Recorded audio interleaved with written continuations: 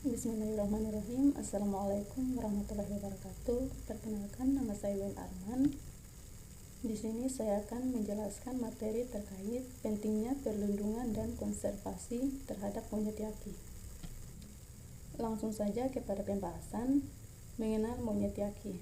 Monyet yaki adalah sebutan lokal untuk Macaca nigra, spesies primata endemik yang hanya ditemukan di bagian utara Pulau Sulawesi dan Pulau Bacan. Yaki dikenal sebagai simbol konservasi primata Indonesia karena statusnya yang sangat terancam punah atau critically endangered. Mengapa dikategorikan sebagai critically endangered?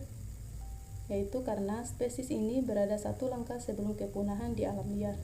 Satwa ini terancam punah, hal ini disebabkan oleh perburuan dan perdagangan satwa liar. Monyet yaki diburu oleh masyarakat lokal untuk dikonsumsi dan diperdagangkan. Kedua, konflik manusia dan satwa. Monyet yaki sering masuk ke kebun warga dikarenakan berkurangnya sumber pakan di hutan, sehingga warga menganggap yaki sebagai hama perusak tanaman. Hal ini mengakibatkan pengusiran paksa terhadap yaki serta perangkap dan perburuan balasan. Yang ketiga, konversi dan fragmentasi habitat, yaitu perambahan kawasan hutan untuk pertanian dan perkebunan. Contohnya kelapa, cengkeh, dan pala. Kemudian yang terakhir yaitu pariwisata tak terkelola dengan baik, seperti pengunjung memberikan makanan kepada yaki sehingga mengubah perilaku alami menjadi agresif dan bergantung pada manusia. Kemudian peraturan terkait pengelolaan satwa liar terutama pada Macaca nigra, yaitu 1.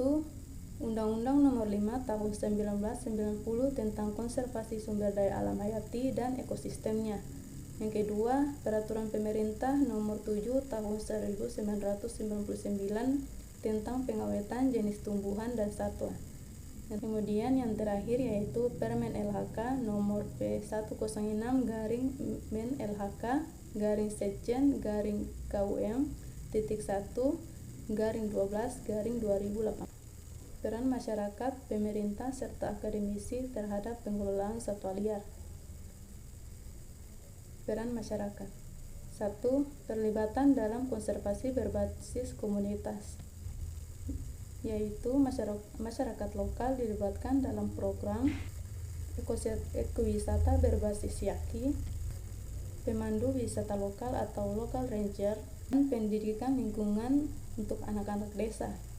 Yang kedua, perubahan sikap dan perilaku budaya, yaitu masyarakat lokal diajak untuk mengubah kebiasaan sering mengonsumsi daging yaki.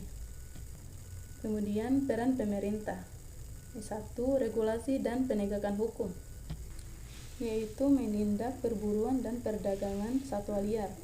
Yang kedua, pengembangan program konservasi, yang terdiri dari program penyuluhan konservasi, pembangunan pos jaga kawasan, serta fasilitasi ekowisata konservatif. Ketiga yaitu peran akademisi atau perguruan tinggi dan peneliti. 1. Penelitian ilmiah, yaitu akademisi dan universitas melakukan penelitian terkait studi ekologi dan populasi yaki, kemudian pemodelan habitat dan perubahan penggunaan lahan, dan analisis perilaku sosial dan genetika. 2. Kolaborasi multi-stakeholder, yaitu universitas bermitra dengan LSM, pemerintah, dan komunitas dalam proyek konservasi lintas sektor. Kemudian keterlibatan mahasiswa dalam KKN konservasi, magang, dan riset lapangan di. Kemudian yang terakhir yaitu penyusunan kebijakan berbasis sains, yaitu hasil riset yang digunakan untuk menyusun strategi pengelolaan kawasan, memberikan masukan terhadap kebijakan zonasi, kemudian membantu dalam evaluasi efektivitas konservasi. Selanjutnya, bagaimana pengolahan habitat yang disarankan agar satwa monyet yaki tetap lestari, yaitu 1. Perlindungan kawasan hutan primer. Langkah ini bertujuan untuk menjaga tutupan hutan alami yang menjadi tempat tinggal, makan, dan berkembang biak yaki.